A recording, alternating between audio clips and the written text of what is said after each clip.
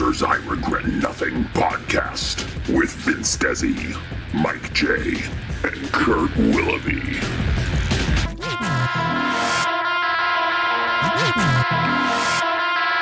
What's going on, guys? We're back again with another Running the Scissors I Regret Nothing podcast.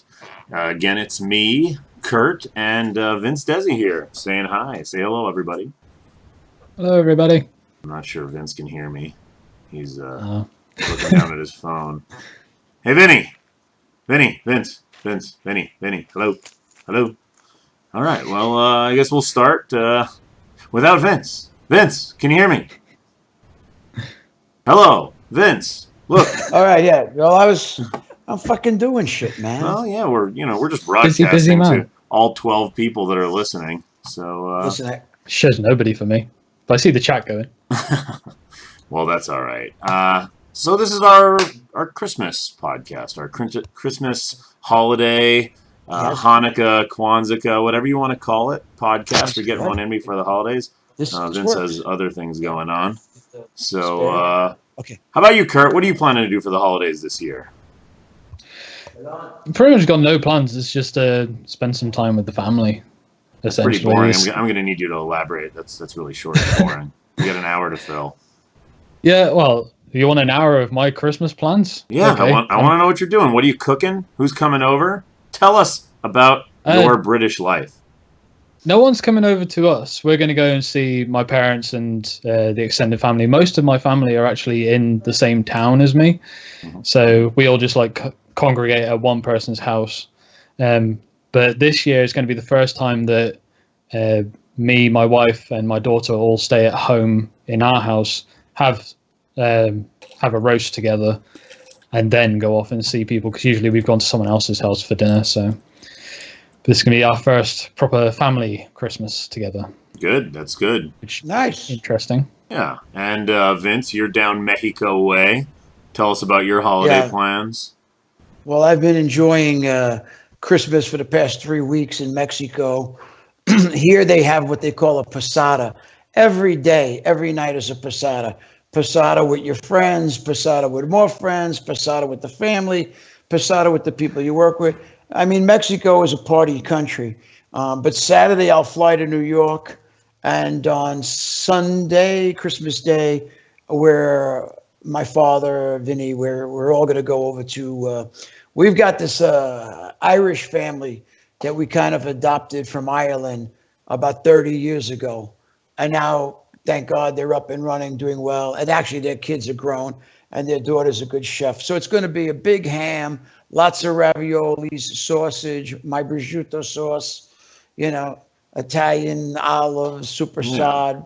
Just make sure this week you don't go anywhere near a Mexican fireworks stand. That's I heard last night. Actually, Bernadette, my Irish sister, if you will, she wrote me and she said, "Are you guys okay?" And I'm like, "Well, yeah, yeah, And she said that. But what I talked to Maria this morning, and she said it happens every year. So working in a fireworks plant in Mexico is not exactly they didn't make it sound like it was a plant. They made it sound like it was a store. Like tons of people were there buying fireworks. Oh shit! I didn't read the story. Yeah, that's crazy. Last I checked, I don't have a clue what you guys are going. There was like about 9 people dead and a bunch of people sent to the hospital with wounds. Yeah, there was an explosion at a fireworks store or something. So right. Here in Mexico, on Christmas, they actually shoot a lot of fireworks. It's not just like 4th of July in America, or I don't know what they do in Europe, but So what are you going? Well, I won't be going anywhere near there. I am in good old Tucson for Christmas this year. I am having my first holidays as a married man. And while that doesn't change a whole lot, I've been with her for a while.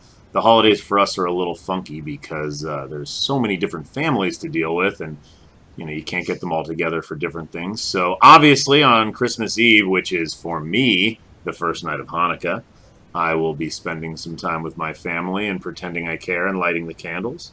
And then I'm sure we're going to go eat Chinese food because that's what Jews do on Christmas. I mean, historically, if you didn't know this, restaurants weren't open on Christmas because people want to spend time with their families. And then when the Chinese population started coming over, they didn't celebrate this holiday. So they'd be open and nobody would come in except the Jews because the Jews needed somewhere to eat. And the only place open was the Chinese restaurants. Nowadays, it's a little different. There's a lot of restaurants open. But it's just a thing that we do. We like to give our money back.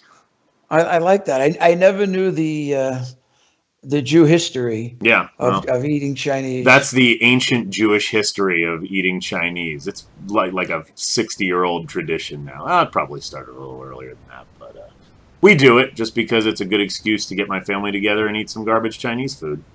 So we'll do that, and then I'll pretend to care about the other holiday and go to a Christmas party with my wife's family. So yeah, and they're Mormons, right? So you're swinging. They're ex-Mormons. They're ex-Mormons. Oh, ex-Mormons. They don't do anything religious. They just get together as a family. So if there was something religious-y going on, I wouldn't really be there. Not my style. So yeah, we got the holidays coming up. We've been working on our new title, and that's pretty much all we got going on here. There's nothing much to talk about with Running with Scissors Land. There's nothing public that we want to say. We're running out of Krotchy dolls that talk, so if anybody wants to buy them, you better get them now because I'm not going to be restocking those things. And we've done a really good job selling shirts. We've sold a lot of shirts this holiday season. The I Regret Nothing shirts are real popular. So if anybody want to get in some last-minute orders, we're not giving you any deals. I'm just kidding. If you want a deal, hit me up and I'll hook you up. Easily swayed. Well, so here's the thing. Usually you give deals on stuff that have big markups. We don't put big markups on our shirts, man. You can buy these shirts for $15, and these are high-quality shirts. They don't cost me much less than that to get them made. I mean, if you look at other companies' shirts online, they run $20, $30, and we charge $15, and they're actually high quality. They're not garbage, beefy tees or anything like that. So if you want to show off your fat, muscly body, order up one of our I Regret Nothing shirts. Order up a tank for your female companion or a male that wants to wear a female tank top. Either way, I've got plenty of them. So enough self-promotion for our games. We've got a couple small topics to talk about today. I guess the Video Game Awards were last week. Is that what they were, Kurt? Something like that. Did you watch them? I did. I didn't watch them on the night, but I watched them the next day. Right. Well, it was good. It was interesting to see, and there was some people that got some attention that I think were deserving. The thing that a lot of people spoke about, which kind of was cringeworthy, was the sponsorship with Shtick, I think it was called. Do you know Shtick? No. It's razor blades for. Oh, Shick. Is it Shick? Is it Shick? Do they have a product called the Shtick? Yeah. Is that something like that. Yeah, I don't know. But yeah, they had some dude actually dressed as one of the Shick razors, like in his muscly body, and they did this crappy little advertisement, which was like a rip-off of Street Fighter, and the Shick thing beat up a regular razor. And yeah, It's just this really awful promotion thing throughout it. But obviously, it was them getting funding because they're trying to make it a thing. But yeah, they got to get paid. Yeah, it was interesting. I'm guessing you didn't watch it then, Mike. I haven't watched the Video Game Awards in a long time. They were, let's be clear, I don't watch any award shows. I kind of just read the recaps. I can't stand them. And I found the Video Game Awards to be the most cringeworthy of all of them. But maybe it's because I don't like the guy that hosts it. I've met him a couple times. I don't know. He used to work for Spike TV. And I don't know. I never found him to be the most polite fellow. But wasn't that jerk off when the Video Game Awards first came out back in like the early 2000s? Wasn't it on like MTV or was it Spike TV? Spike. It was on Spike originally, yeah. But the current version of the Game Awards is a new iteration. It's the same host. It's the same host. Same host? Yeah, Jeff Keighley. I don't know. I really don't. I met him a couple times at trade shows, and like I said, not the most polite fellow. But I mean, the productions are big now. I did check it out. A couple videos of this year's one, and it's a big production. I'm not even sure if it's on TV. Is it on TV still? don't know if they broadcast it here, but it looks like the live stream is the popular way to watch it. And I watch everything online, so. Yeah, I mean, I don't pay for cable either. I have only a few streaming services. But I saw that Overwatch won a bunch of awards, especially Game of the Year, which I'm sure is well deserving. Of all the games on the Game of the Year docket, I only played Doom, and only briefly. So I can't really speak to this. So did you play Overwatch, Kurt? No, I've kind of I feel like I'm a bit stingy with it because I kind of look at the price and think for what it is, I think I'd have fun with it, but I don't want to pay the price for what it is. If that makes So sense. what you're saying is you're the reason we have to charge so little for our games. You're part of the reason, anyway. No, because it's just that game. It's You're not the games Jew you that play. I should be about games. Well, I don't really buy any games anymore, so I'm the real Jew about games. So Oh, there you go. just because we make them doesn't mean we play them. Oh, it's the thing of the Or for the price. Or pay for them. I do buy a couple games a year, but it's usually stuff that we need to buy, like VR stuff we need to check out, or if I do buy the only game historically that I bought the last few years is GTA. I buy the new GTA games. I don't know why. I have to play them. So That's fair enough. But no, all it is for me is that for the price that they're charging for the likes of Overwatch, I'd rather have a game that's got a lot more. I know that there's a whole universe and a world around Overwatch, but it doesn't have a campaign and like a story mode and all this. At least you're not. So what you're unless saying is you're not I'm a straight completely missing. multiplayer gamer. I enjoy multiplayer gamer, but yeah, it's I don't know. Maybe I am just like say really stingy, and I'm just expecting too much. But well, then that's just me. That's my. Then I guess opinion, we'd better make a game with a story because Kurt won't like it. Our straight multiplayer game that we potentially might be making is not going to appeal to Kurt. All right. Well, I see Blizzard won Best Game Direction. Uncharted 4 won Narrative, which doesn't surprise me. I mean, I haven't played Uncharted since Uncharted 2. But those games really were very narrative-driven. I like them. You play any of those games ever? I have not. I've watched someone else play the new Uncharted, and I really enjoyed it. It's actually the reason why I want to buy a PlayStation 4 because I don't have one at the moment. And what I want it just for the Naughty Dog titles because they do such great story-driven games.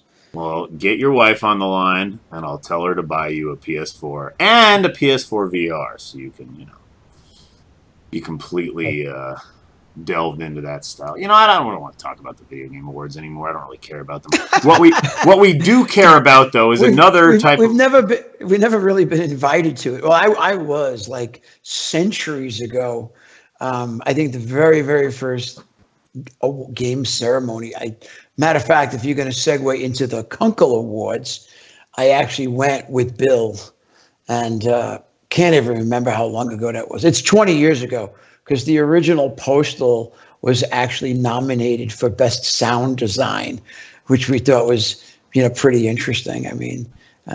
So that's 20 years ago. I mean, we've never even been nominated for Best Independent Game at these things, and I know we suck, but they could at least make a category that says Worst Independent Game. We'd take that award too. Yeah, we would. Where's we'd the get fucking that. Razzies for video games? We want the fucking Razzie. God damn it, we need to start that. Maybe the Kunkel Awards should have Worst Game of the Year, and it automatically goes to us because Bill Kunkel worked with us for so long. That's what I think. I'm going to contact him and say that. So anyway, what Vince was saying is there's another award show called, well, not a show, just an awards that are given out annually now. It started last year. It's called the Kunkel Awards. It's named after Bill Kunkel, who worked with Running with Scissors for a really long time, helped us out with a lot of PR and stuff. He was one of the original video game writers. He started, Computer Gaming Magazine, Vince? Is that what it was? Electronic games. Electronic games back in the 80s. And like in 78, 79. It was the very first computer magazine devoted exclusively to video games. And back at that time, it was referred to as electronic games because it also covered things like whether it was in the arcade. And the only system available back then was the 2600. And PC games were just starting in the Apple series. And that's even before Commodore 60, or what was it, the VIC 20. And then it was Commodore 64. So he is the original game journalist, and quite amazing. I mean, I knew him personally when we were very young, because we come from the same neighborhood and we were both in New York. And then we met again through the game industry. And great guy, great friend, tremendous talent.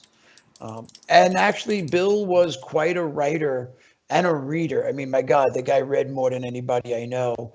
And his interests were quite varied, from comics to wrestling, professional wrestling, to porn, Yeah. and He to, did like and all to of it. and to games. I mean, he did.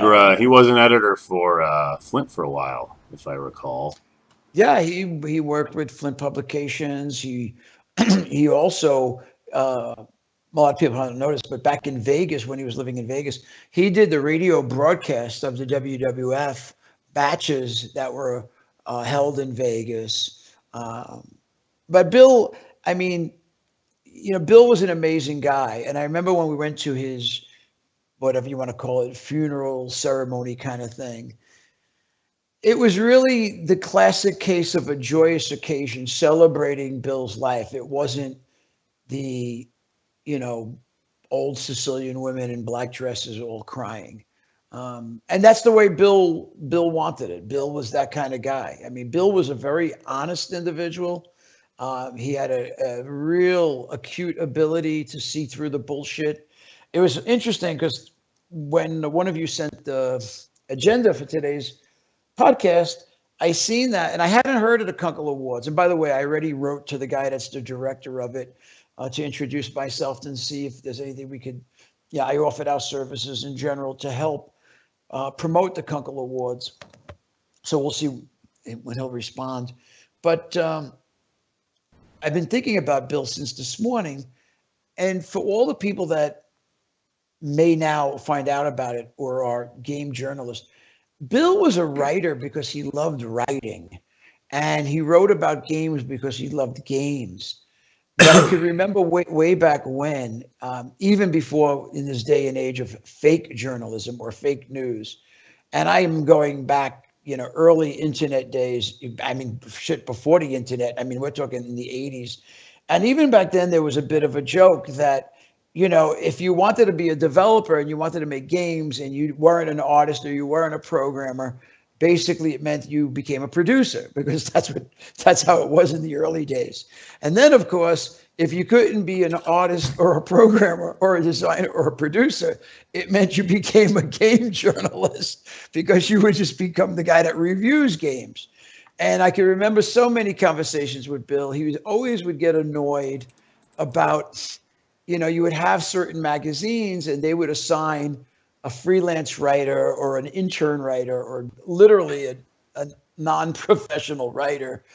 And they'd say, okay, go review, whatever, the latest Madden football game. Meanwhile, that writer was an absolute non-capable sports person in their world. And maybe they liked whatever it was, platform games, but they never would play a sports game. And Bill used to always get annoyed at it. He was like, why in the world would you give somebody that doesn't play platform games a platform game to review, or a shooter, et cetera, et cetera? So, I mean, Bill really was a good, solid journalist. And I think that goes back to his roots. And I know if he was here today, I'm sure he would be happy about this award bit. But knowing Bill's personality, he'd be like, fuck the award. Just write a good story and know what you're writing about. Don't write it because you're looking for attention. Because Bill's whole thing was, he's covering the story. He's not the story. The writer, that's what all news today has gotten so far away from. The people that the journalist or they're on TV, whatever, they think they're the story. They're not the story.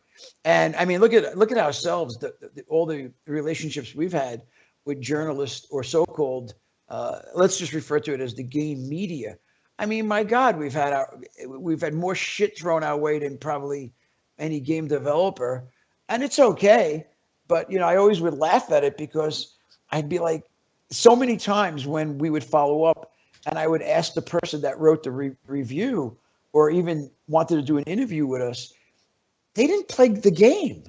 Or they'd said, you know, well, I played the first level, or I can remember one person said, I seen the intro. I'm like, you seen the fucking intro? And you reviewed the game? No, the intro, and to be fair, the intro sucked. So, but I'm just saying, and that was, you know, to get it back to this whole journalism thing. And I'm glad. I mean, I'm ecstatic for Bill's sake and for his legacy because he truly deserves it. And by the way, to my knowledge, he's the only person I know that's been voted twice a Lifetime Achievement Award in the games industry. There's different factions that have these awards or similar awards. And I don't even remember which ones they were, but I remember when he first got it, you know, Bill was with us. And then there was a second organization. And that was quite amazing because here he was honored by two different game-related organizations. And he was the recipient. And like I said, to my knowledge, at least at that time, he was the only recipient to receive a Lifetime Achievement Award twice. And we are so fortunate, to anyone listening who's a Running with Scissors fan, Bill was with me from day one when I created Running with Scissors. And when in confidence, I shared with Bill what we were doing and wanted to make a game and just basically a crazy game. And Bill was always supportive. And you know, he would always say to me, Vince, just there's no bad ideas. Just keep thinking, you know, saying anything you want and whatever we could get into the game to make it work in a game. Because probably 90% of my ideas wouldn't work in a game, but it's okay. There are bad ideas. You just don't tell somebody that they're bad. You're like, oh, yeah, we'll consider that. Hey, go fuck yourself. I only have good ideas. No, I didn't say you have bad ideas. I mean, I did, but just not right now. Yeah, Bill Kunkel. Bill Kunkel was a good guy. The lasting memory he put on me, we were writing our newsletter back in the day. The Prime Cuts newsletter, I believe, and I was writing some editorials in there, and I remember I sent him an article, and he just ripped it to shreds. I mean, totally tore the thing up, and nobody could understand why. It wasn't bad. It just sounded like it was written by me. And he told me, oh, it's just not a good journalistic style. And I go, well, I'm not a fucking journalist. I write like I'm writing a blog. And he said to me, fuck your blog style. And I was like, all right, well, I guess I don't have a career in journalism, which is not what I wanted. So with that, cheers, Bill. I'm glad they have an awards named after you now. It's for just so everybody knows, it's an award given out for excellence in video game journalism. So there's a bunch of categories for various things, and if you want to check it out, I believe we posted the link in the chat. It's hosted through the Society for Professional Journalists. So check it out, the Kunkel Awards. Yeah, you know, it was nice knowing you, man. So, next topic, back to some Overwatch crap that Kurt wanted to vent about. If you could, you get a couple seconds to vent before we go into some podcast questions. It is literally just me venting a little bit. It's just something I think that's completely stupid and pointless. The first one is that Blizzard have apologized for one of their characters' Christmas skins. Because they've given each character a skin, and one of them, everyone just said that they thought it was completely unflattering, all this, and Blizzard came back and goes, well, we had a gut opinion that we thought this would actually work for the character, but we're really sorry, so we're gonna retract it. We're gonna do something better and all. What did it do? What did it, like, show her hairy asshole or something? Like, why was no? It such a bad outfit? She was basically in like a Santa's outfit. Oh. If you're into that kind of thing, she looked cute. What's she did wrong look with cute. that? I don't know. Is that a war on? Is that a war on Christmas? Blizzard is hosting the war on Christmas. What's so wrong with that? What's wrong? This is my point. Is I don't get the problem at all, and I don't think that they should have apologized for it. No. These are the same guys that they've given her something to cover up, but these are the same guys that apologized, if I remember correctly, for showing one of their characters doing a pose where she's pushing out her ass. So they're going from being provocative to being not like the opposite of provocative, and then apologizing for that as well. It's like, I don't like them having to apologize. Too much apology today. It's too much apology going on in the world. So. Well, that's the first thing I wanted to say about. The other one is that same character that used to have the pose of showing her ass is a character called Tracer. They've recently, I think just yesterday or the day before, they released a cartoon comic online, and everyone's gone nuts because they've shown this character to be a lesbian. And like nuts in a bad way, or like they're jerking off? No. All it is they've shown her and her girlfriend opening presents on Christmas Day, and it's just a general relationship, and that's it, which is fine. I think it's great to have those kind of things in video games in general or anywhere. The thing that's annoying me and just wanted to quickly vent about is the fact that everyone is drawing attention to it. Everyone's going, oh, this is amazing that they're finally breaking boundaries and this is becoming the norm. But this thing, as soon as you start going nuts about it like that, it's not norm. You're treating it as if it shouldn't be, or it isn't the norm. Well, but there's a problem here. Kind of There's a problem here, though. Because you and me are ultimately accepting of it, we don't think of it as anything but normal. But there's a lot of people that don't find it to be normal, and they're wrong, but sometimes you have to applaud certain things, and just because you don't personally think that they are bad and you think that that should be the normal part of society, they're not. And the fact that they showed this character as maybe being gay, opening presents with her lover, it is what it is. And if people want to applaud that, I actually believe they should, because some people need that hammered into their head that it is normal. And I guess it's just, well, it's not going to be okay to some people forever. Some people's views will never be changed on that. There's plenty of people who don't agree with a lot of things that have happened in the course of history, and that's just the way it is. You know, you're either with the future or you're against it. And I mean, they don't need to make a huge deal about it. We don't need a fucking parade. But a few articles that are saying, hey, check it out, Tracer's gay, that's not really that big of a deal. I mean, well, this is the thing, is that my problem with it is that it seems to be every journalistic outlet is making an article about it, and it seems to be this, oh my god, look at this. Well, is it the first publicly gay video game character? I don't. Because I can assure you, when Captain Kirk kissed Uhura on TV, every media outlet that talked about Star Trek was like, oh my god, interracial kiss on TV, because it was the first time, and it was public, and it was a big deal. Well, it's not the first one, because if nothing else, there's a recent game called Life is Strange, which is all about a lesbian couple. But I don't know it. As like I say, it just kind of bugs me that it is being blown up more than I feel it should be. I think it's great that they go, this is progressive, and I agree with you, it should be applauded, but it is kind of getting out of hand in my view. Too much gay news. Too much gay news in Kurt's face. That's what he's venting about. I'm going to write a story about guys with 2 lip rings is what I'm going to do. I had a recent comment from someone on one of my videos saying, what did this guy recently have surgery and they forgot to take whatever those things are out of his face? The surgeon left in the clamps. Yeah. All right, well, let's get away from your venting about gay characters. We talk about VR every single episode, and we're going to talk about it again right now. The latest thing that we've seen, and I'm not sure I quite buy what they're doing. I watched the video. If any of you have a Vive, then I'm sure you've been annoyed to no end with the giant, massive fucking cables that come out of the back of the thing. The whole concept is great. VR is great. Yeah, see, he's holding it up there. I got one here, too. I don't even want to touch it because of that fucking cable. It knocks everything around. And, the first comment everybody says is, oh, well, it's 2016. Why isn't there fucking wireless ones? And, well, the truth is, it's a bitch to get that much video power moving from your headset to your computer with cables, let alone wireless. But a company has developed a wireless kit for the Vive. It's not exactly the most simple solution. It requires you wear a battery in your back pocket. It requires that you put another piece of hardware up on the roof with your Vive cameras, but it seems to work. And I think that this is just, a prophecy of what's going to happen in the future. Obviously, these things are going to get better. The resolution in the eyepieces is going to go up, and the system's got to be wireless eventually. I mean, it's a real bitch, and when you're really in a game, you can trip over that cord. It gets wrapped around every little thing in the area. And I think it's a good move forward. I believe the company is TPcast. Is that what it is, Kurt? Yeah, that's it.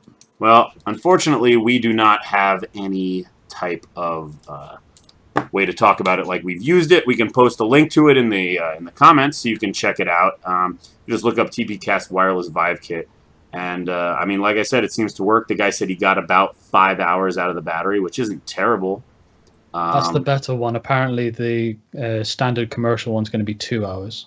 Well, I mean, I might be a different type of gamer, but I couldn't sit in VR for 2 hours. That's You lose your mind. yeah, right. You'd lose your mind. You'd probably be extremely Imagine tired. John could. I get the impression John could. Yeah, maybe. I mean, look, if you watch it, there's a little GIF in that link that we posted earlier where the guy's literally doing a backflip with his Vive headset on. I don't recommend anybody does that, and it looks really stupid. I can't get over how dumb people look playing VR, and I have a lot of people in the office playing VR, so I have to watch it all the time. When I'm in it, I feel great, but when I watch it, I'm like, ugh. It's tiring too. It's very tiring. I don't know why. Right, and it depends. You obviously got to. I mean, you have to change your temperature in the room no matter what you're doing. If you're gaming for 6 hours, but when you're VR gaming, shit gets hot real quick, and airflow is important. Sorry, Kurt, I cut you off. What were you saying? No, I was just going to say the other thing that I'm confused about, and I actually didn't watch the videos. I just read the article, so it might get addressed in the videos. But the pictures that they show that you have a pack basically on your head here. Right. But it also showed that the cables plug into it there, but these don't undo. So does that mean you'd have to buy a whole new headset with this kit? No, I get the impression that they probably have you clip the cords and reattach your own. Am I going to do that? No, we're not going to do that. I'm not installing this. I'm going to guess that maybe the second or third generation of this is going to be wireless, and we're going to be done with this conversation. I also feel like the Vive not having, a headset as part of the unit is a little bit shitty. It's nice to be able to use a good headset, but when you have the Oculus on, it's a little bit more ready to go. You just put the headset on. The cables that come out of the back of the Oculus are a little bit less, and they have earpieces, so you have sound built right into the headset, which definitely saves you a headache and another cable running down your back, and potential for I'd more. use that with the Vive. Wow, look at you with your very expensive tiny little headphones. All right, These came with the Vive. Oh, I guess I didn't open my package enough. Oh well, I've used it a couple They're times. in that box. Look at the box behind you. There's somewhere over there, one of those many boxes. No, that box right there has our remaining talking Krotchy dolls. There's only about 20 ones that still talk left. Get them now. Aside from that, I have 100 or 200 ones that don't talk because they were made by little Asian babies that work in a factory, and they couldn't quite get the voice box right. So once the talking ones are gone, you get a non-talking one that has a big piece of plastic on the inside of it. Anyway, let's move on to some questions from the chat. Our first question here is from Tamas Versits on YouTube, and he said, "Hey, Running with Scissors, is there an exact release date for the PS4 version of Postal Redux?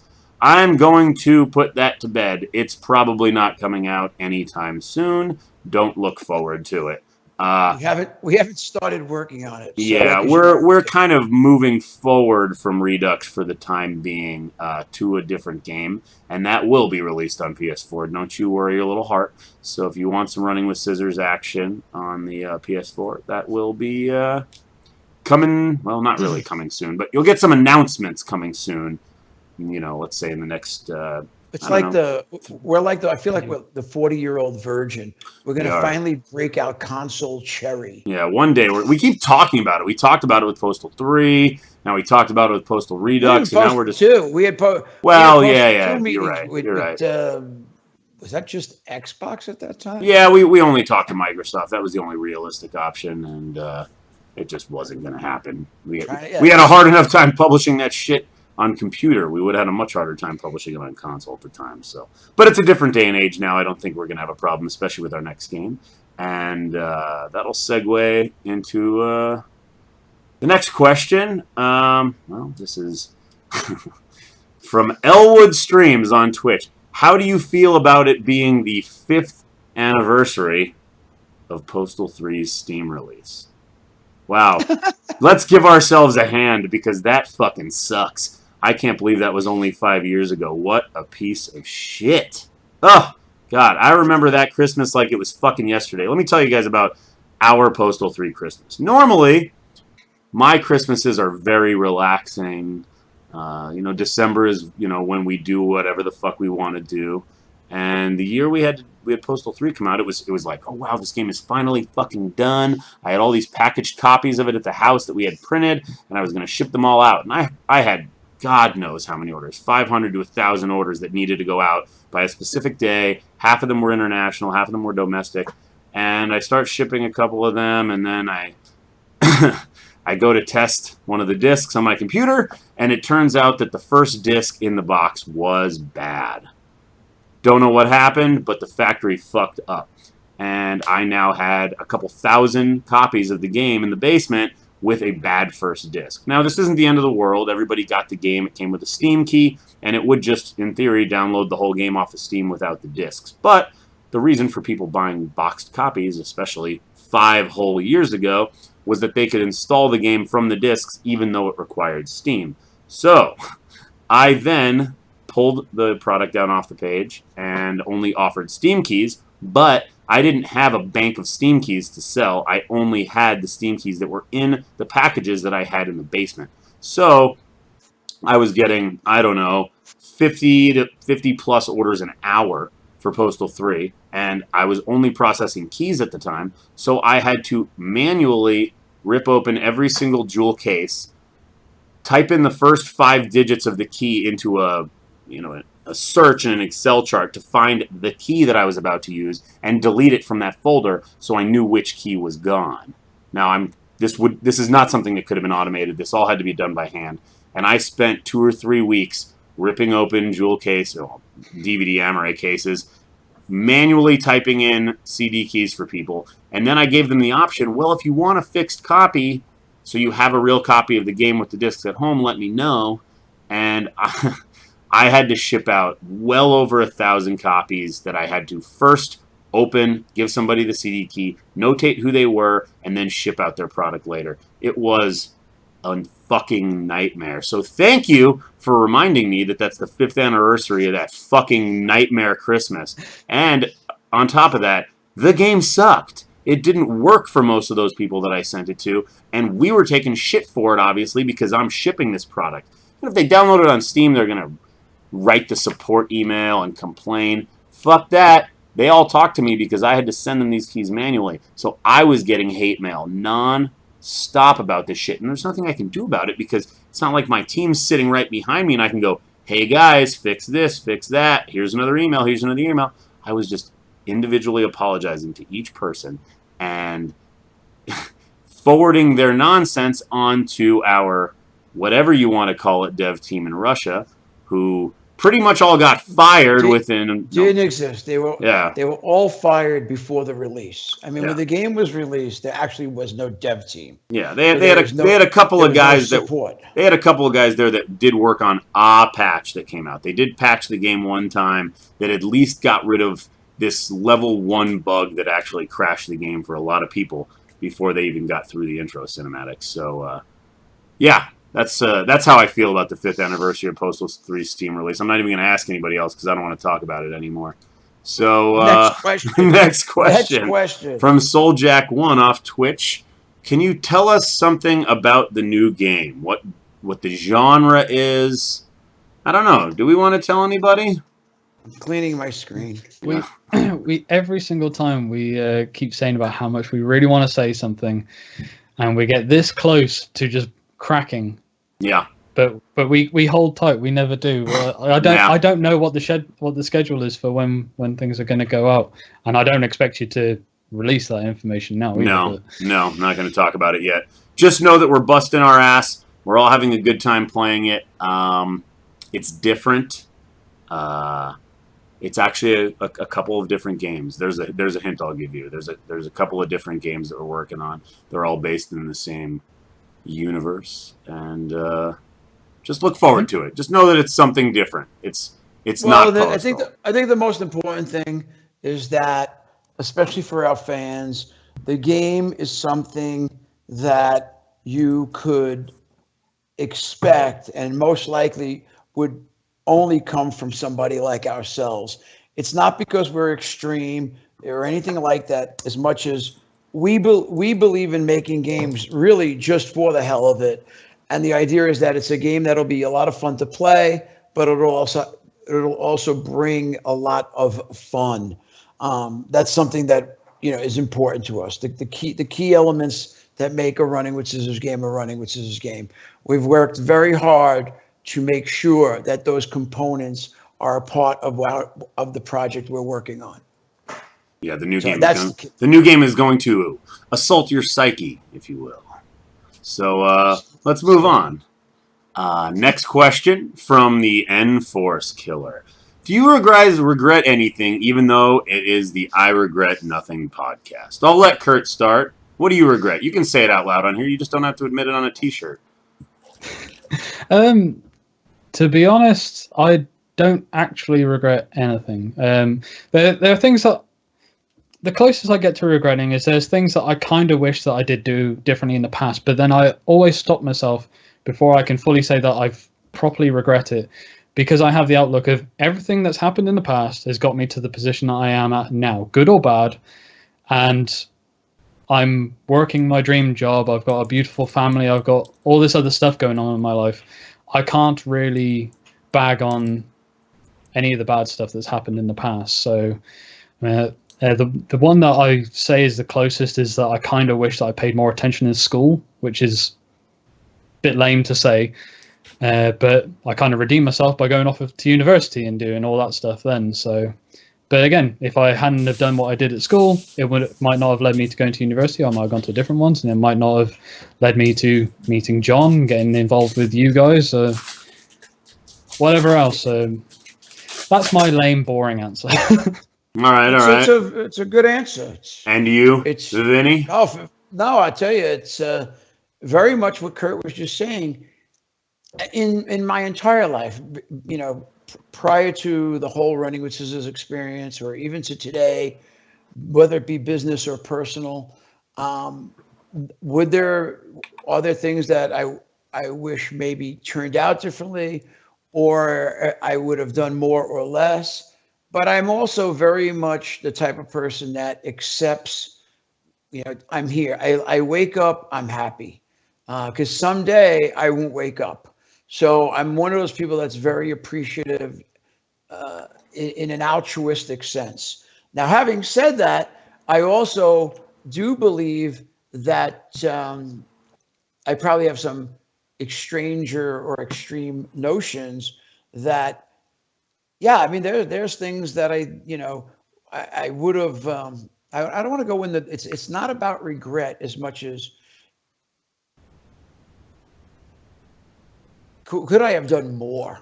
I guess maybe that's it. There's times when I think about, could I have done more? But we all have very busy lives, and there are times when I'm just fucking exhausted. I mean, in the course of a day, I once had a saying, I've lived the life of 1,000 men, and I've died 999 times. So, fortunately, I'm still got that one life that I'm here living. But when you really live life like I do to its fullest on a daily basis, there's no regrets. There's no regrets. Good answer. answer. I tell you, and for somebody that does have regrets, I think it's called suicide is waiting, because no one should ever regret anything. I just don't commit suicide, guys. Don't commit suicide. don't listen to Vince. Do I have any regrets? I think I just discussed one of them, which was I didn't test the fucking Postal 3 disc before I sent it out to a lot of fucking people, and I spent a stupid fucking Christmas unwrapping boxes. So there's my one regret that I'll share with you. I definitely have others, but I don't need to talk about them because this is our podcast, and we fucking regret nothing. So we'll take a couple more questions here. Next one's from Mr. Jimbico on YouTube. will we ever do a remaster of Postal 2? That is the $10,000 question. Yeah, we would love to. It's something we've discussed. It's just a much bigger undertaking than you may think.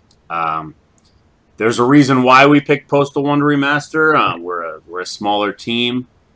We obviously don't have the funding of a big company, and certain things take a lot of time and money. And you know, it was a consideration after Postal Redux, but we definitely decided to go for a new title instead. We need to expand a little bit here. I'd like to add one thing. When we feel in the future that we can deliver a P2 remake on console, that would be the big trigger in terms of obtaining the funding, because what we can't do is undertake such a effort in terms of time, energy, and month to month.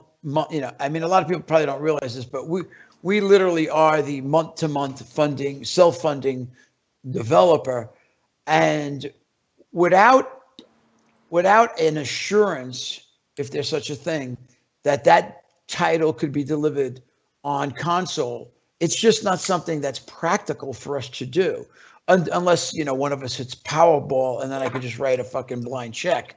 But until then, I really think it's a business handicap.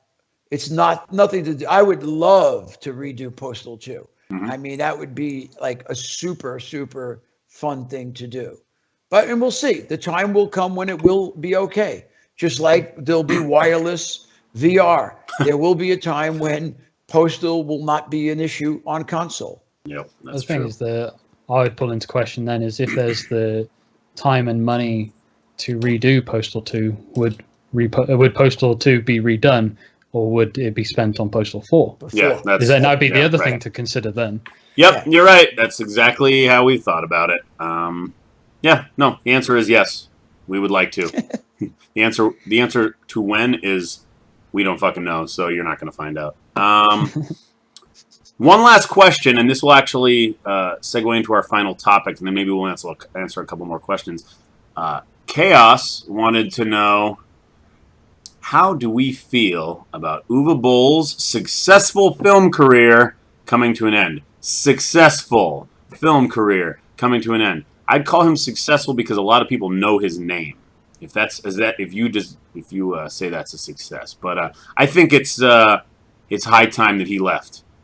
It's time for other people to fuck up video game movies, and I'm seeing the reviews of Assassin's Creed, and they don't look much better than Uwe's movies. So you know, pass the torch, Ed Wood. Let somebody else ruin video game properties. You've ruined enough.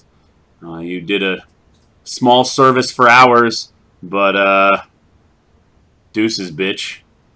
What do you guys think? Let's not forget something though, that many articles or reviews have been written about Uwe's best work as best film was his Postal movie. So that said, the winner of the Special Olympics is still retarded, Vince. The winner of the Special Olympics is still retarded. Well, listen, you know how I feel about retarded everything. Mm-hmm. I'm a big fan of the retarded lifestyle. But that aside, look, everything just has a time, and whatever. People better be careful, because if they wish for Uwe to not make any more films, that just might be the motivation for his return at some point as a filmmaker. Oh yeah, he retired like all the other people that retired and then came back. Exactly. Yeah, now he's going to make a movie called Fuck Mike J. He's going to fucking rip on me for 2 hours. I don't know. Uwe was a nice guy. He's just a shitty movie director. He didn't do it because he was good at it. He did it because it was an easy way for him to take some money. That's it. We all know it. There's no fucking... He didn't even hide it. He told everyone how he made movies, and, it's over. Anyway, let's talk about movies for a second. This is usually one of our final topics, and we all like to discuss some media that we've seen recently, and I don't think Vince has seen it, but me and Kurt both saw it, and it's the new Star Wars film Rogue One. It came out last weekend. It shattered other box office records other than Star Wars the year before for a December release. December is usually a very downtime for movies. That's why big companies don't release their blockbusters in December, because people are too busy doing holiday shit and getting their year out of the way. But Disney decided, fuck it, let's release these big products in December and see what we can do with it. They released Force Awakens last year and set a record, and now they've set the second highest record with Rogue One. It did not get the critical acclaim that Force Awakens did. I mean, it still was reviewed very highly, around 82 or 83% on the tomato meter.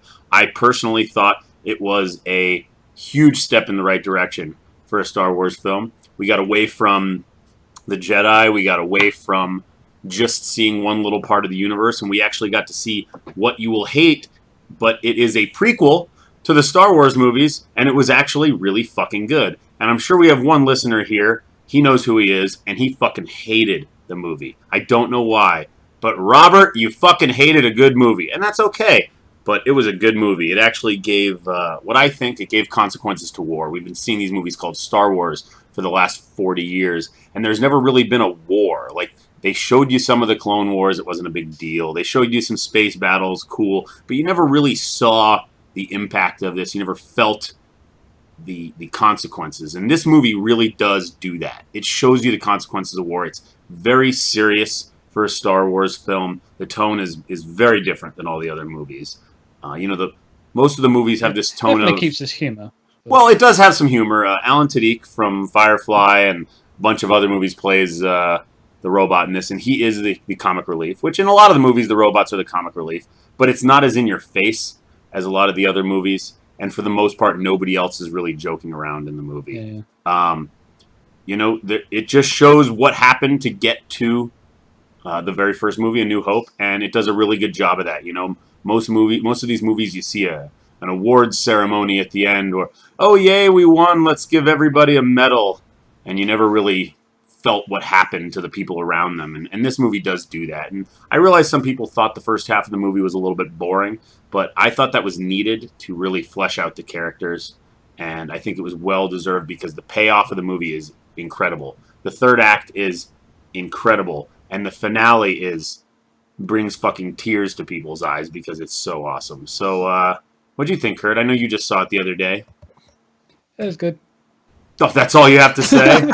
Defend your fucking position, man. Oh wait, No, before Kurt even goes, so Jay, is it five fingers, one finger? 5 cocks. Well, I how give it many a fingers? full 5 cocks up.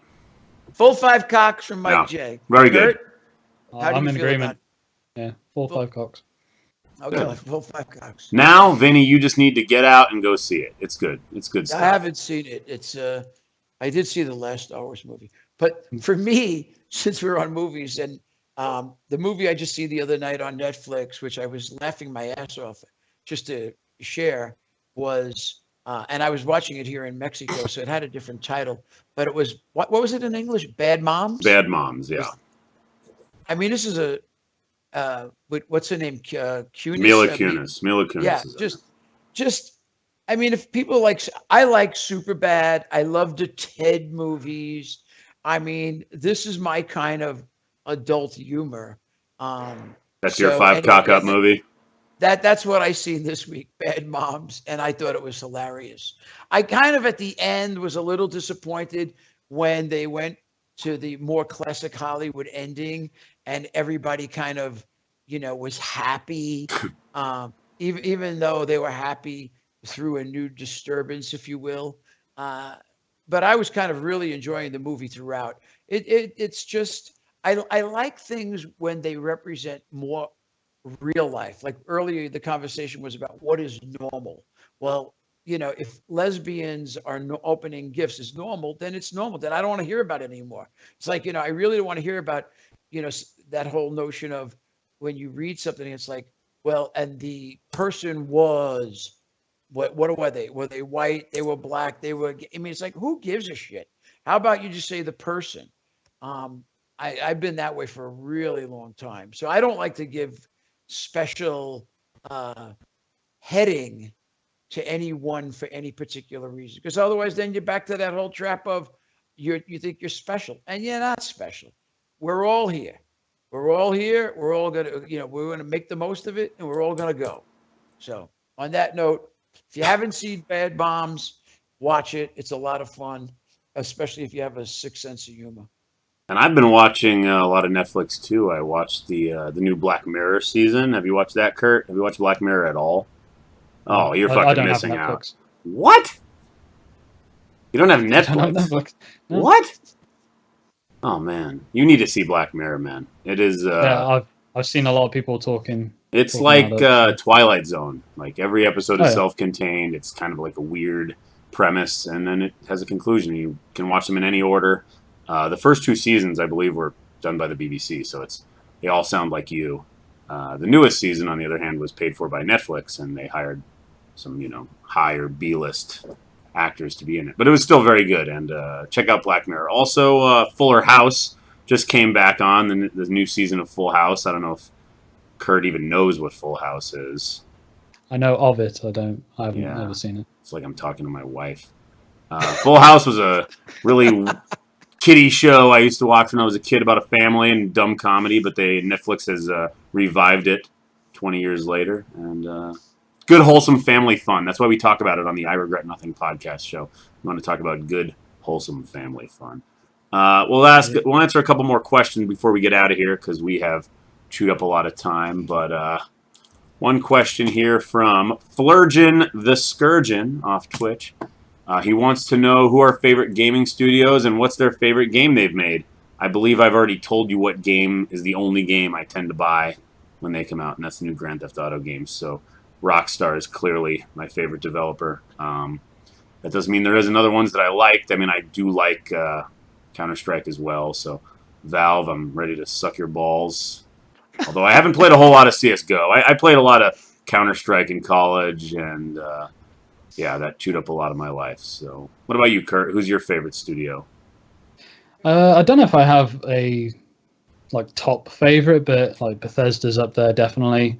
Especially with the taking over of the Fallout series and with Skyrim and everything else. And obviously they worked with id for the new Doom. Mm-hmm. And the new Doom is absolutely fucking amazing. Yep. Naughty Dog I've already spoke about. And Arcane. I really like the Dishonored series. And they've got a new game coming out called Prey, which actually looks to be really interesting as well. Not the old Prey, new Prey. New Prey. Yeah. New Prey. Is it not related to the old Prey game at all? I can't remember, to be honest. I can't remember if it's if it's been evolved or if they ended up scrapping. I have a feeling they ended up scrapping the old one completely. Yeah, I love the old Prey game. It was a good game. What about you, Vin? Who's your favorite studio? Has anybody? I was just reading about a game called Voodoo. Has anybody heard of it recently? No. It's an independent developer coming out of Italy. Unfortunately, I can't remember the name of the developer, but they're already taking some slack because the name of their game is Voodoo, and it's about Africa, surviving in Africa, and they're getting, I don't want to say harassed, but back on the whole media and profiling thing. People are raising the question of how could a development team of white people actually, if you could believe that this is how insane we've gotten. They're wondering how could they possibly make a game about Africa, if they're white developers. Well, I'm married to a white African, so I understand how. There you go. You see, that's what I'm saying. You're white, South Africa. But anyway, I wrote to the developer. I haven't heard back yet. And just to kind of throw my support, because I like independent developers, I guess, because that's something I identify with. But in terms of a historical sense, when way back when, the original Activision was quite a powerful studio because they really were one of the first where the talent was given tremendous freedom to do what they wanted to do. And then, of course, that kind of got copied and distorted by EA. But to fast forward, id, you know, what John Carmack has been able to accomplish from 20 years ago or 25 years ago to today. I mean, here's a guy that's a living, you know, to me, a true living Hall of Fame guy. I follow him, you know, it's like, I enjoy reading what certain people have to say, even if I don't know what they're talking about in terms of code and their ideas. It's just insightful because these are people that really changed the landscape for the gaming industry. And I don't think people realize now that the gaming industry is, I don't know, 40 years old maybe. So while it's still quite young, I mean, TV is only maybe what, 70 years old when you think about it. TV started in the late 40s maybe, so something like that. So it's really interesting, you know, everybody knows what TV is, and TV is like 75 years old, and here you have the video game industry, and the video game industry is like 45 years old. So it's almost, you know, it's like, you know, when you're 30 and your girlfriend's 15, it's like, whoa. But when you're 60 and your girlfriend's, you know, 40, it's okay. Yeah, sure. So I don't know, something like that. I don't know where I'm going with that, but I don't know either. I would absolutely give great kudos to John Carmack. More than that. If I had to name a single individual in the game industry to my liking. Yeah, well, he gave us the Oculus Rift in part 2, so thanks, Carmack. That's just, yeah. Next question, Medic1232 wants to know, do we have any plans for the 20th anniversary? Ooh. Yeah, we'll do something. We don't know. I'm not going to tell you. Something will be available. Might be good, might be boring, might be meh. But it'll be something. It'll be something. You're still looking for those 10th anniversary boxes. We don't have them anymore. That was 10 fucking years ago. Stop looking for them. Keep getting emails about it. They don't exist. Next question. Did we get rid of all the ruined ones from the rain? Well, there was so we had more boxes. We had more boxes than we had product because we had to order a certain amount of cereal boxes, and that was way more than the amount of DVDs we had. So, yeah, a whole ton of them got ruined in the rain at one point because, you know, we have a huge rain problem here in Tucson, but we threw those away. They weren't even salvageable to sell as gifts, so or to give away. They were totally fucked up. Next question, Elwood Streams. How do you feel about Whack Job Interactive's attempt to make their own Postal 3 with Catharsis Reborn? It's a total Postal 3 total conversion mod. Modders are... I can't read the rest of it. What do we think about it? I think it's fine. I think a lot of people were disgusted with what came out, and we feel for them. You know, remaking it in Unreal is what they were planning to do, and I've seen some footage, and it looks great, and I hope they can make do with it. I wish we could give them some source so they would have more of it, but we don't even have it. We can't really help them out. So more power to you. I think... Isn't someone remaking Postal 2 in Source Engine as well? Maybe, but that's a backwards way to do it. They should be remaking Postal 2 in Unreal 4. That's what I was going to say. I think Whack Job Interactive, well, they want to remake Postal 3 so they can have something that more represents what we were looking for. I think their efforts would be better spent taking Postal 2 to Unreal 4, and, you know, I don't know. That's just my opinion. But kudos to them. Good work. I'm actually honored when anybody takes our work and does anything with it, because it's funny, you know, you work with a company, you make a product, you don't think about it for a while, and you know, you don't, even when we release stuff, you don't really think that this is affecting certain people in a certain way. Like they really like our products and they want to spend their time modifying it or anything like that. It's always a little bit humbling, and that's why historically and even to this day, most of our entire team was Postal 2 fans that worked on some form of mod for the game, and then they ended up with us eventually. And you know, that can happen anywhere at any time. We've got members on the team that are all over the place. Ecuador, obviously the UK with our Kurt boy here. We've got Canada, US. We've got a lot of other places in Europe too. Russia, we have some guys in Russia. Japan, yeah, we got someone in Japan. I encourage anybody who loves our garbage to work on their own modification of our garbage, because one day you might be working with us on it, and you know, send us anything you got. We like to see it at any time. So.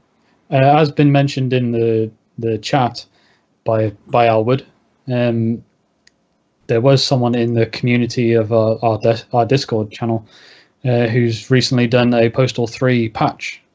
I did see that. Yes, you're right. Someone did release a Postal 3 patch that made it a little more playable. I don't have any experience with it, so I can't speak on it other than thank you for doing it. We've been wanting the game patched for years. Unfortunately, Akela is no more, and there's nobody there to do it. We don't have the code to give to somebody to do it, so the fact that somebody got it done is amazing. I hope it made the game more playable. I hope that it helped a couple people out that spent good fucking money on that product, because it does suck when you spend money on a product that it really doesn't work very well. So thank you to them for that. Next question from Salted Waffles. What is the most interesting piece of unused content in one of your games? Well, as a Jew, I'm going to say that there was a Jew character that we had for Share the Pain. It was like a Hasidic Jew with his big Jew hat. This is one of the few times in history that Running with Scissors actually did something in its interests to further our business interests. And there's a simple reason for it. This has probably never been talked about in public before, but we had this Jew character, and I did all the voices for it, and it was fucking hilarious. And we took it out because the buyer of one of the stores was a very religious Jew, and we didn't want to offend them. There's another regret. for our regret question, we pulled a Jew out of the game because we wanted to sell more copies of Postal 2. Because, if you look back at our history, Postal 2 really got kind of swept under the rug because of whatever various reasons in the United States. And every buyer was important, and we couldn't offend one buyer without risking selling more games. In retrospect, with the hindsight being 2020, that person didn't end up buying any games anyway. So, fuck us, right? We did something to make us look a little better, and all it did was make us look like pussies. So that's my answer to that. What about you, Kurt? You got any unused art, unused stuff that you're aware of that you would like to have done? No, not really. I mean, I have the handling in the audio, so anything that I don't use is because it's crap. It just doesn't work with what's in the game. No, I can't think of anything off the top of my head. Just say the fucking Pigeon Mission. Oh God, I wish we had used the Pigeon Mission. That's what everybody wants to hear. No, screw him. All right. Well, that actually is one of the next questions. From Contio 1988, can we get the Pigeon Hunter Mission DLC for Postal 2? No, you can't. It is not in existence. Maybe we'll make it someday. It's an interesting concept because it's a gag we've had for a while, and it is true. The cinematic that we put in Apocalypse Weekend was everything but false. It was totally true. We couldn't do it. We didn't have time to make it. And that's why we filmed Vince fucking chucking his phone across the room. Hey, everybody say hi to Kurt's little kid. His wife's in the background. Kurt, you say hi. Hi. What's the kid's name? Hello. Is that Kurt Jr.? Kurt Jr.? Hello. Or Cora, that's her name. What? Quora? Cora. Oh. Well, from the charity stream, she came in with this flashing ring toy that she's got.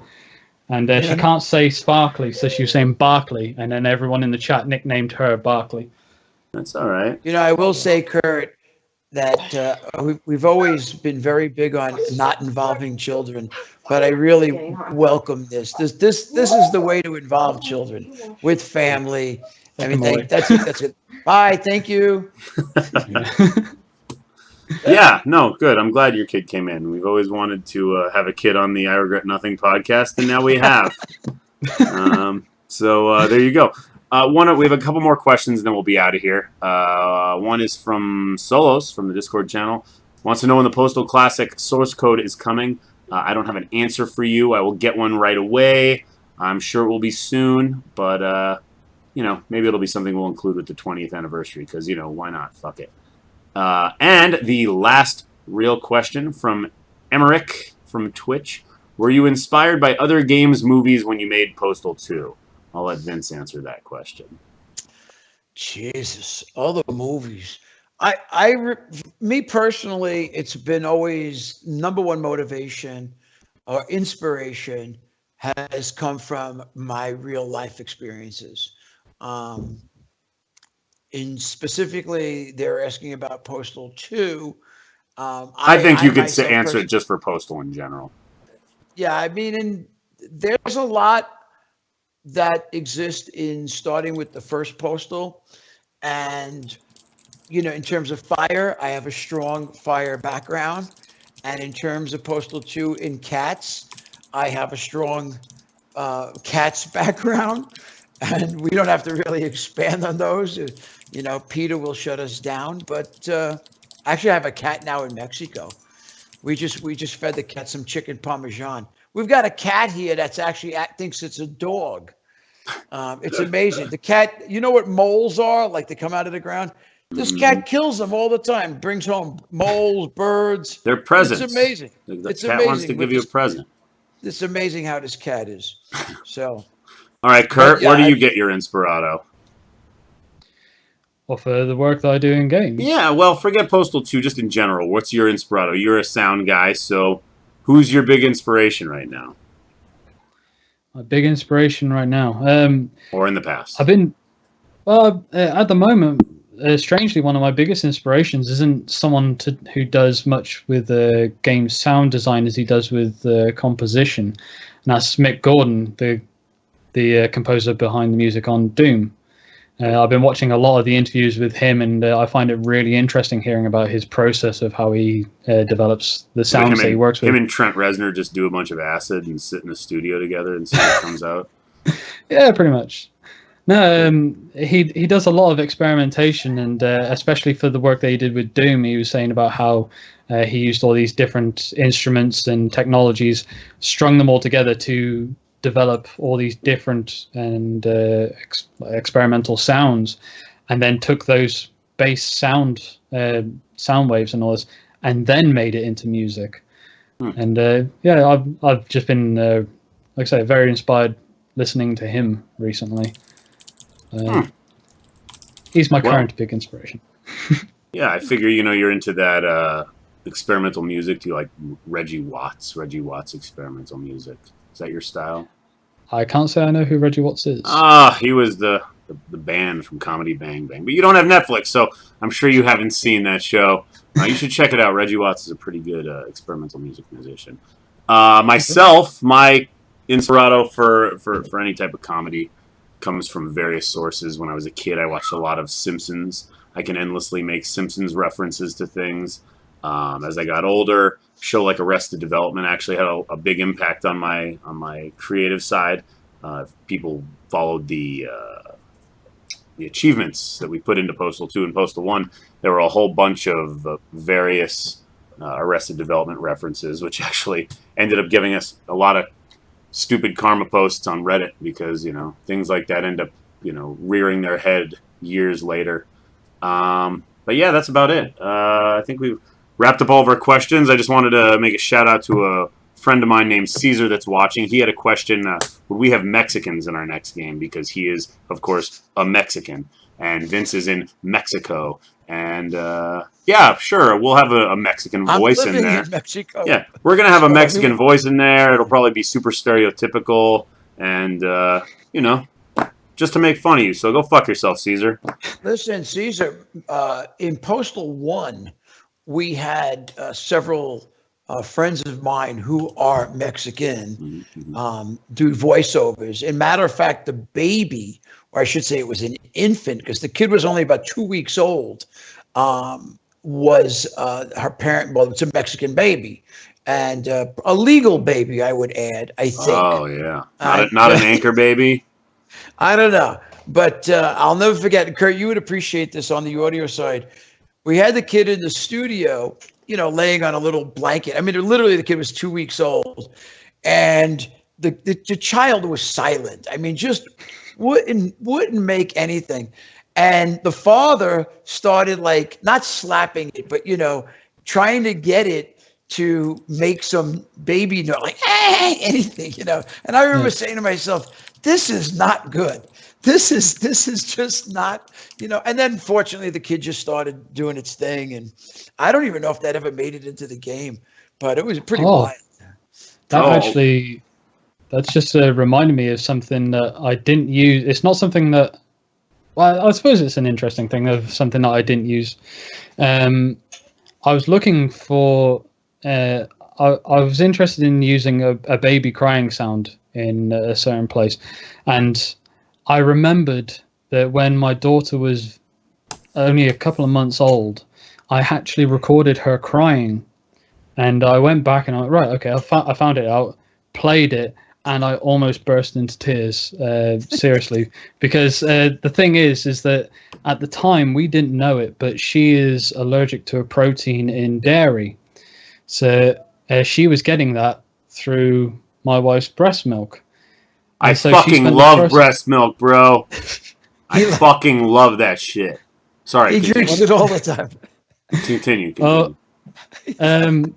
It basically turned out for the first 2 or 3 months of her life, she was having this, which was giving her really upset stomach, and she was in a lot of pain. We didn't know.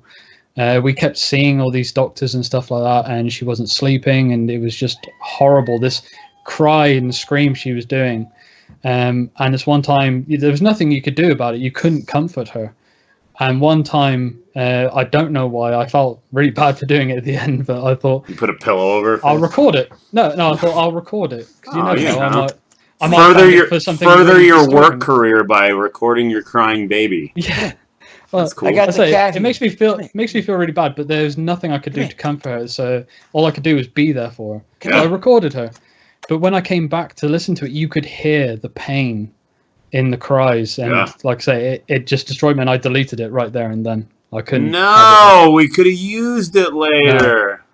No. We could have a crying baby in the next game. You never know. Well, no, the thing is, it's not crying; it's agony. Oh. You could hear the agony in it. Well, there's Vince showing our inspirato for having a gun up a cat's ass. Show us its cat butthole, Vince. Yeah, there we go. All right, put it down. I hate cats. All right, well, that's pretty much all we have to talk about today. On that note, I love breast milk. Thank you for watching this episode.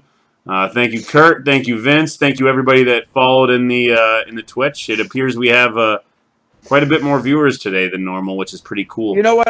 If I could just add one thing, in terms of keeping these podcasts archived, we really should title each one, and I think the perfect title for today's podcast would be Breast Milk. I'm down. And just like when you watch a show through the program, you discover how that title is related to an incident within the program.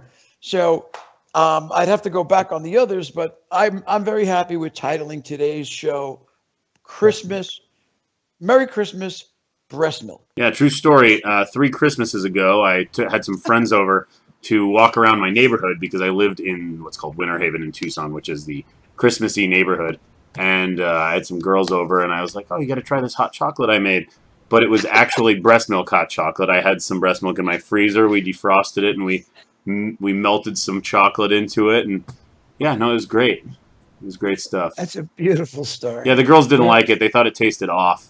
And when I told them what it was, they flipped out. And so I found an article on my phone. Real quickly, I pulled it up, and it was about the brain development that comes with the drinking of breast milk as a baby. And I showed them the article, and one of the girls looks at the other girl, and she goes, deadpan, she just says, look, this is why we're so stupid. And it was just the greatest moment. One of the greatest moments I've ever seen. I mean, I died laughing. I couldn't stop running. I was running around them in circles, screaming at the top of my lungs because it was so funny. So anyway, on that note, drink breast milk. Have a good day. Thanks for watching. And, Merry Christmas to all. Yeah, Happy Hanukkah to you all. Have a good day. Thanks, Kurt. Thanks, Vince. Bye, guys. Take care. God bless. Bye.